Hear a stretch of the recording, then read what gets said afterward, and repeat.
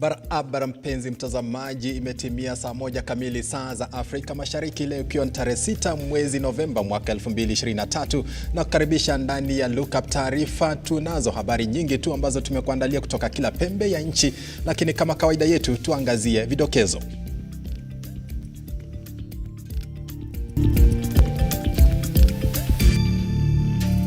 Na kwenye Lookuptv Taarifa, kila mara lazima tukuje tupate watu wamefariki hapa. Inatutraumatize sana, sio picha mzuri hata kwa watoto wetu kuona mili kwa barabara kila asubuhi. Watu 11 wafariki katika ajali ya barabarani iliyotokea eneo la Salgaa kwenye barabara kuu ya Nakuru kuelekea Eldoret. Mtihani wa KCSE wang'oa hii leo, huku zaidi ya watahiniwa 900,000 wakianza rasmi mtihani huo kote nchini. Na mvua kubwa yasababisha mafuriko eneo la Wamba, kaunti ya Samburu, na kusomba magari baada ya mto Margwe kuvunja kingo zake.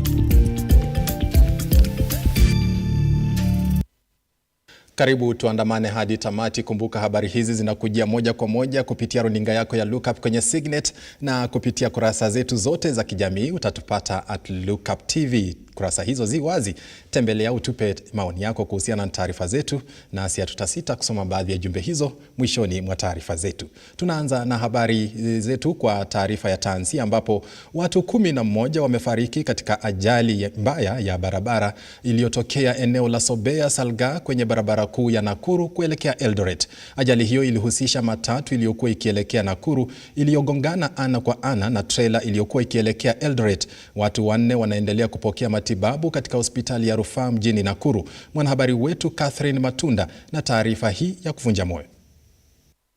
Mwendo wa saa 9 alfajiri eneo la Salgaa katika barabara ya Nakuru kuelekea Eldoret, jinamizi la mauti lilitanda baada ya watu 11 kupoteza maisha katika ajali ya barabarani. Ajali hiyo ilihusisha matatu iliyokuwa ikielekea Nakuru na trailer iliyokuwa ikielekea Eldoret. Kulingana na walioshuhudia, ajali hiyo ilitokea baada ya trailer hiyo kupoteza mwelekeo na kugongana ana kwa ana na matatu hiyo, huku dereva wa trailer hiyo akitoweka asijulikane alipo. Na tukinapoangalia hiyo accident imefanyika ukitoka Nakuru town, imefanyika kwa mkono ya right. Na ukiangalia hiyo truck, hiyo lori ilikuwa naenda upande wa Eldoret. So kuna uwezekano hiyo lori ili lose control ama something else ilifanyika, ndio driver akaweza kuja upande wa right na tukakuwa na head on collision. Ndio maana tukaona hii accident imefanyika hivi. Mkuu wa hospitali ya kaunti ya Nakuru, Daktari James Waweru, ameelezea kuwa kuna majeruhi ambao bado wamelazwa hospitalini humo. Tulipata victims 7. Tuliambiwa walipata accident pale Salgaa.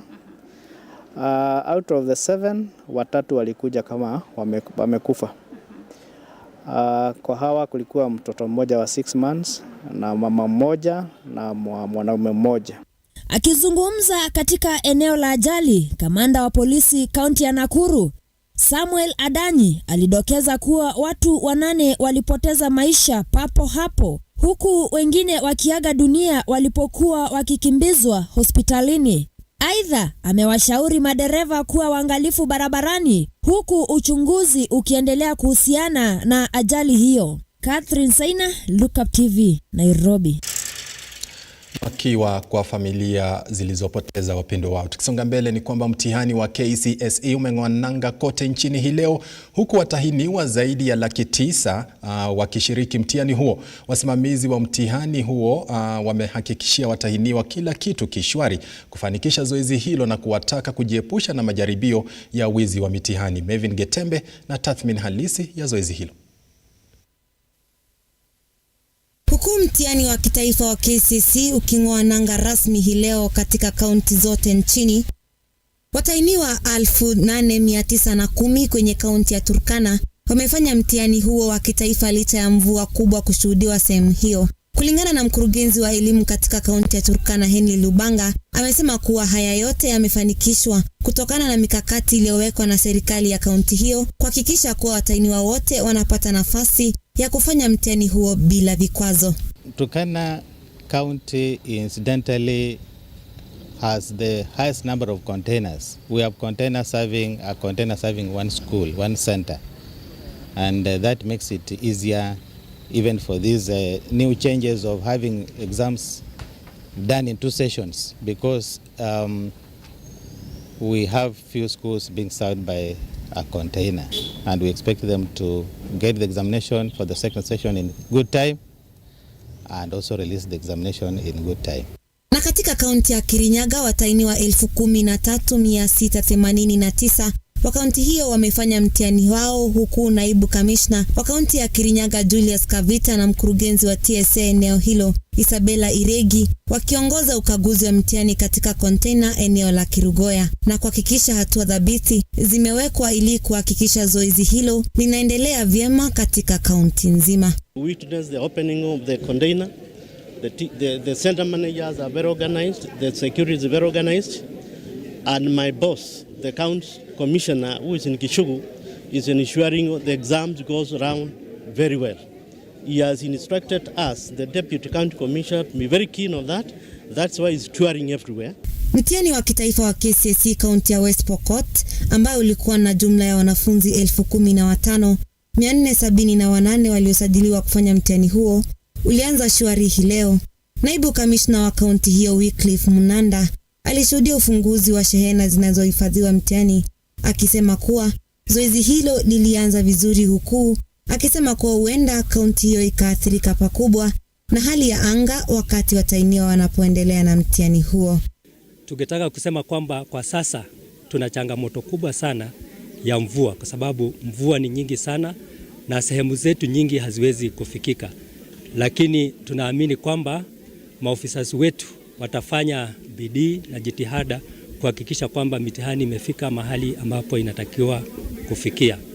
Wanafunzi wetu wametayarishwa vya kutosha, na ninatumai mwaka huu matokeo ya mitihani yataimarika. Mtihani wa KCSE utakamilika Novemba tarehe 24 mwezi huu. Hapo kesho watainiwa hao watafanya karatasi ya pili ya Kiingereza. Hapa Lookuptv tunawatakia heri njema watainiwa wote. Mevin Getembe, Lookuptv, Nairobi. Asante sana mwanahabari wetu Mevin Getembe. Tusonga mbele. Afisa mtendaji wa tume ya kuajiri walimu nchini Nancy Macharia sasa ameweka bayana ni walimu wa sekondari walioidhinishwa pekee watakaoruhusiwa kusimamia mtihani wa KCSE mwaka huu. Akizungumza katika kaunti ya Mombasa mapema hii leo wakati wa usambazaji wa mitihani hiyo, Macharia vilevile amewahakikishia watahiniwa usalama wao wanapokalia mitihani hiyo. Ian Keitani na taarifa zaidi. Mapema hii leo mtihani wa kitaifa wa KCSE ulianza rasmi kote nchini. Afisa mkuu mtendaji wa tume ya kuajiri walimu nchini Nancy Macharia akishuhudia ufunguzi na usambazaji wa mitihani hiyo katika kaunti ya Mombasa. Tofauti na ilivyokuwa hapo awali, walimu wa shule ya msingi wakisimamia mitihani ya KCSE, afisa mkuu mtendaji wa tume hiyo ya kuajiri walimu amesisitiza kuwa sharti wanaosimamia mitihani hiyo wawe ni walimu wa shule ya upili. The directive that the TSC has given, and this is in compliance with what is in the regulation for NEC, is that only secondary school teachers will be expected to invigilate KCSE exams and not primary. The primary school ones, they invigilated KIPSEA and KCP. So for these ones, we need only secondary school teachers to be the invigilators, to be the center managers, to be the supervisors, and finally the examiners. I said there are 376 teachers. Macharia alichukua fursa hiyo kuhakikishia watainiwa na wazazi kwa ujumla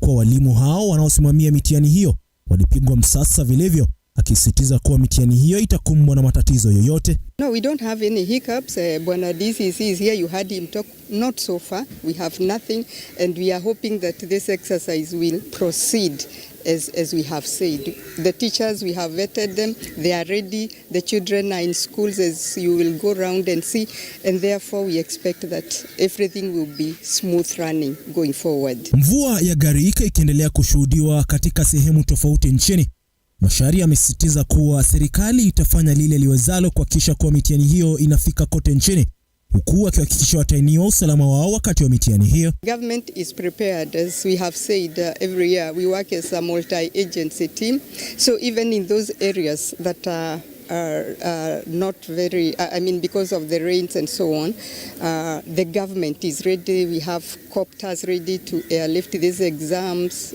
and so on. And I don't think there are so many in the country, but where we have such hiccups, we're ready. We're ready. The government is ready. Mfumo wa elimu ukibadilika nchini, Macharia amekiri kuwepo na upungufu wa walimu licha ya serikali kuajiri walimu zaidi, akidokeza kuwa upungufu huo umeletwa na ukosefu wa rasilimali. We are a developing country and resources are limited, but we have seen this government has really tried. For this year alone we have recruited 56,000 teachers. And this is to make sure that the transition for junior secondary is on course and everything. It is true that we have advertised in some places. Maybe that's what the president was referring to. But we have not yet filled those vacancies. And we are still talking with our county directors so that the local communities can send these people, or any interested Kenyan can go and take up those positions. Tukisonga mbele, mzozo ardhi wa shamba la Kirima umechukua mkondo tofauti baada ya zaidi ya wakazi 1,000 katika shamba hilo kuelekea kotini kupinga uamuzi wa koti ambao uliipa familia marehemu Gershon Kirima umiliki rasmi wa shamba hilo lenye utata. Wakazi hao sasa wanataka umiliki wa shamba hilo uangaziwe upya, wakitilia shaka uhalali wa stakabadhi zilizoko mikononi mwa familia ya Kirima. Brian Amwai na uketo wa taarifa hii. Mzozo wa ardhi wa shamba la aliyekuwa mwanabiashara Gershon Kirima umechukua mkondo tofauti siku chache baada ya familia yake kusema kuwa inakubali kufanya mazungumzo na wakazi katika shamba hilo. Zaidi ya wakazi 500 wamefika mahakamani ili kupinga uamuzi wa mahakama ya hapo awali. So as the residents who have invested massively in the area, we were left confused. As of now, we don't know even if the government comes up to resolve the matter on our behalf, if whoever is the rightful owner. We are still very cautious because we may pay any of the claimant as the rightful owner, later on to be told that that was not the owner. Not only are there residents who will be affected, but also we have to look at the social and economic effect of the demolition that is to be affected. Kupitia wakili wao Danstan Omari, wakazi hao wanataka DCI kufanya uchunguzi ili kudhibitisha ikiwa Kirima alijipatia shamba hilo kwa njia ya halali. Before the judge on the 20th of this month, which is earlier than the date of eviction. The question the owners of the property are asking, who do they deal with as the rightful owner of the land? Is it Dominico? That is why we have presented this document to government agencies to certify if the documents that we have presented are genuine, and which we are sure are genuine, then the orders granted be vacated. Very fundamental conveyance in question. Where is the stamp duty paid by Kirima? Where is the sale agreement? Mwezi wa Oktoba, Jaji Okongo alipitisha kuwa shamba la Kirima lirejeshewe familia, huku wakazi wakipewa muda wa kuhama. Familia hiyo wikendi hii walifanya kikao na wanahabari, huku wakisema kuwa wako tayari kufanya mazungumzo na wakazi wa eneo hilo ili kutatua shida zinazoendelea. Brian Amwai, Lookuptv. Sasa tuangazie mvua inayoendelea kunyesha kote nchini, ambapo mvua kubwa inayoendelea kunyesha kote nchini imesababisha mafuriko eneo la Wamba, kaunti ya Samburu, na kusababisha hasara kubwa, huku magari na mali nyingine ikisombwa na mafuriko hayo. Mto Margwe ulivunja kingo zake na kuathiri vibaya shughuli za usafiri. Haya yanajiri huku wakazi wa kaunti ya Tana River, hasa wanaoishi kando ya mto Tana, wakihimizwa kuhamia maeneo ya nyanda za juu yaliyo salama kufuatia hofu ya mafuriko eneo hilo. Ni habari zinazoendelea kushuhudiwa kufuatia mvua kubwa ya El Nino inayoendelea kunyesha kote nchini. Katika kaunti ya Samburu, mafuriko yaliyosababishwa na mvua kubwa kunyesha na kusomba magari katika eneo la Wamba baada ya mto Margo kufunja kingo zake. Video inaonyesha magari yakiwa yamezama kwenye barabara zilizofurika maji katika kijiji cha Golgotim. Hata hivyo, hakuna majeruhi walioripotiwa, ila tu ni maafa na uharibifu wa mali.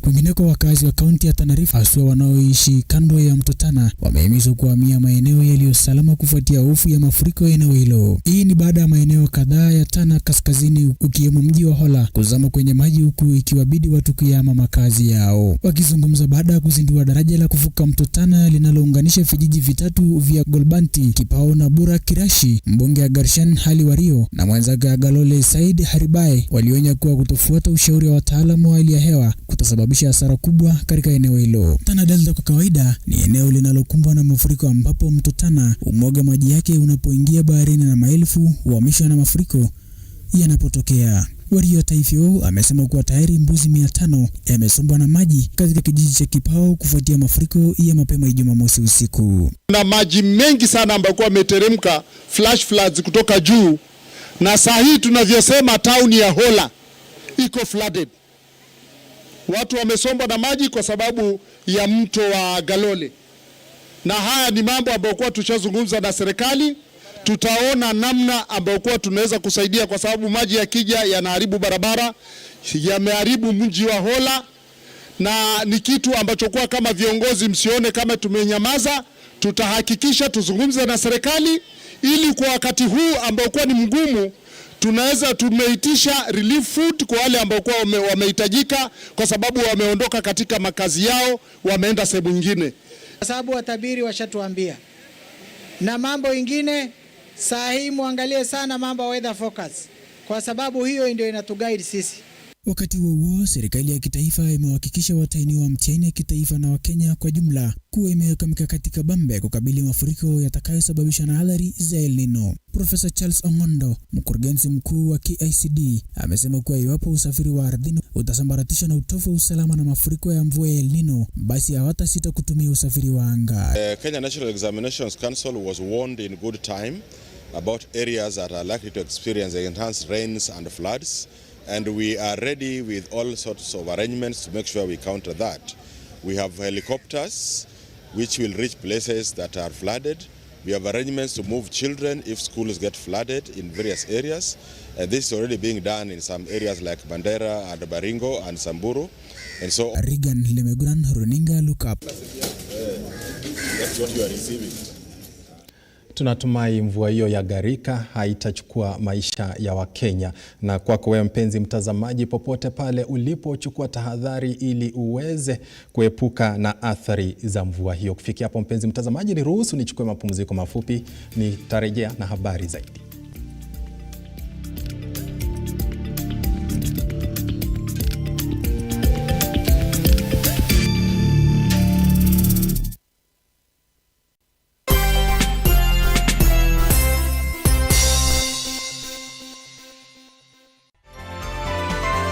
Infinity Industrial Park is one of the largest private industrial parks located along Eastern Bypass, Nairobi, which provides modern infrastructure for smooth operations for industries and business enterprises. Infinity Industrial Park offers world-class amenities and facilities with wide roads, a police station, a power substation, fire station, public transport stage, hospital, and shopping mall. In addition, Infinity Industrial Park also offers CCTV cameras, 24-hour private armed security patrol, sewer, water, fiber optic cable, and 3-phase power connection, added to public utility, canteen, and dining areas. Sail on the golden opportunity to invest in Infinity Industrial Park, fully serviced warehouses at a special price of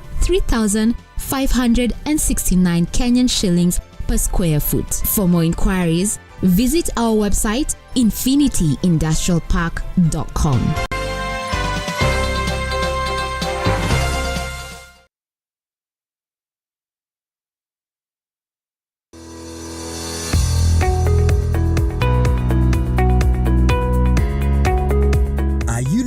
for an office space? 4th Avenue Towers is a professionally designed 25-story executive office that is conveniently located at the heart of the Medical and Legal Services Square within community area. The office is easily accessible from both Valley Road and Ngong Road. Professionals and business people now have the opportunity to own a premium piece of office space, the optimum choice for the modern professional. Key utilities include 24-hour security with CCTV surveillance, high-speed internet access, ample and secure parking, high-speed elevators, power backup generator, open rooftop and a restaurant.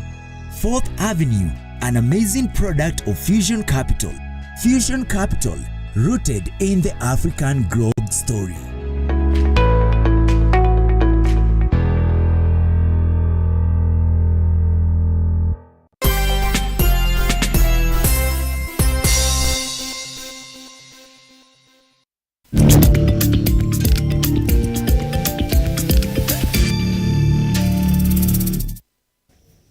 Karibu kwa awamu ya pili ya taarifa zetu. Kabla tusonge mbele na taarifa zenyewe, wacha nirushe macho kwenye kurasa zetu za kijamii nipate mawili matatu kuhusiana na unayosema na kuhusiana na habari zetu. Salim Niko nasema unazitazama taarifa zetu ukiwa nyumbani. Asante sana Salim Niko Limo. Mwingine hapa ni Dan Aziwaksi Asebe, unasema kazi nzuri sana kikosi cha Lookup. Tunasema asante sana Dan Aziwaksi Asebe. Mwingine hapa ni Derek Bliss, unasema unatazama ukiwa nyumbani. Kimani wa Matangi, I think wewe ni Kimani wa Matangi Gushi, lakini unasema taarifa nzuri sana Henry Tende, na tazama nikiwa Kiambu. Jan Lest Rasha unasema habari nzuri sana. Basi ni maoni yenu. Tunasonga mbele. Waziri wa Kawi Davis Chirchir ameonya huenda taifa la Kenya likanakili ongezeko la bei ya mafuta hadi shilingi 300 iwapo vita kati ya taifa la Israel na Hamas ukanda wa Gaza vikakithiri. Chirchir amedokeza vita hivyo vitasababisha ongezeko la bei ya mafuta ulimwenguni, hali ambayo itakuwa na athari mbaya kwa bei ya bidhaa hiyo nchini. Chirchir ambaye alifika mbele ya kamati ya mazungumzo ya kitaifa ukumbi wa Bomas amewataka wa Kenya kukaza mshipi kwa mabadiliko hayo, kama anavyoarifu mwanahabari wetu Stanley Lugaria. Wakifika pamoja na waziri wa fedha na mwenzake kutoka idara ya ujenzi Profesa Njuguna Ndung'u na katibu Hinga Mtawalio kutoa mapendekezo kuhusu ushuru wa nyumba unaojadiliwa na suala la gharama ya maisha, waziri wa Kawi Davis Chirchir amewatahadhari wa Kenya kujiandaa kwa nyakati ngumu zaidi za kiuchumi, akiashiria kuwa bei ya bidhaa za mafuta inatarajiwa kupanda hadi shilingi 300 kwa kila lita ya petroli kufuatia vita vinavyoendelea baina ya Israeli na Hamas. The Hamas-Israeli war continues. In the coming months, we are likely to see an accelerated increase in the prices of petroleum product, and that could go as high as $150 per barrel.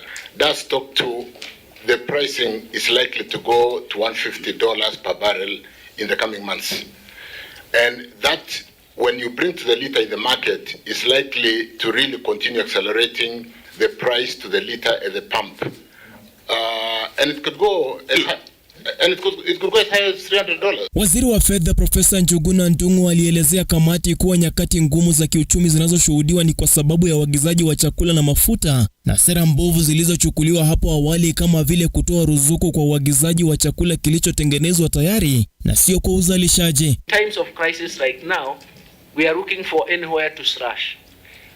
But most of the ministries and departments come and try to defend their budget very hard.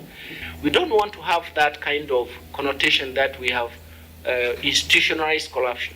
And this is not even corruption. We are calling it budgeted corruption, but this is actually theft of public resources, if at all it was taking place. Katibu Hinga alipendekeza kuwa nyakati ngumu za kiuchumi zinazoshuhudiwa ni kutokana na shilingi ya Kenya kushuka thamani dhidi ya dola ya Marekani hata bila ya kukopa, akisisitiza kuwa kuna haja ya kukagua ushuru wa taifa kushuka chini kutokana na gharama ya juu ya maisha inayotozwa wa Kenya kupitia ushuru uliokithiri. So our currency is devaluing, we have high inflation, we have rising interest rates, we have uncertainty that is there in the market. Chair, we have seen in our own context here, we have got a huge unemployment issue, we have a huge youth bulge, we have Our economy is around contracting, manufacturing. We have had prolonged drought. We have had serious impact from COVID. Baadhi ya wataalamu waliofika mbele ya kamati akiwemo Bill Okello na Daktari Abraham Rugo walifokea serikali kwa kuzipa kipaumbele miradi zisizofaa, wakitoa mfano kama vile mradi wa ujenzi wa nyumba wakati shule zinahitaji fedha ili kufanikisha mtaala mpya wa masomo, huku Daktari Rugo akishikilia kuwa nchi ina tatizo ikizingatiwa kuwa ukusanyaji wa mapato ya nchi umekuwa kwenye mkondo wa ukuaji kila mwaka, akiyashtumu mashirika ya umma kwa kuiongoza nchi katika hatari zaidi ya kifedha kutokana na kuongezeka kwa idara zinazoshughulikia majukumu sawia. There are actually taxes which are critical, and the most common ones are the levies. These levies are called levies, but in forms of taxes, and they are not being used for the purposes for which they were originally intended. This is why I said some of those levies need to be reviewed and need to be removed. We lose 2 billion every day. If you do the math, if you were to cursory look at that figure, 2 billion per day gives you about 710 billion in a year. That gives you almost the deficit that we are talking about. I think a lot of these state-owned enterprises need to run on a business model. You don't make a profit, you don't run, you shut down. Stanley Lugaria, Lookuptv. Mtazamaji, kwa habari hiyo tumefunga rasmi habari za Lookup Taarifa usiku wa leo. Asante sana kwa kuendelea kuwa nasi, tunakutakia usiku mwema.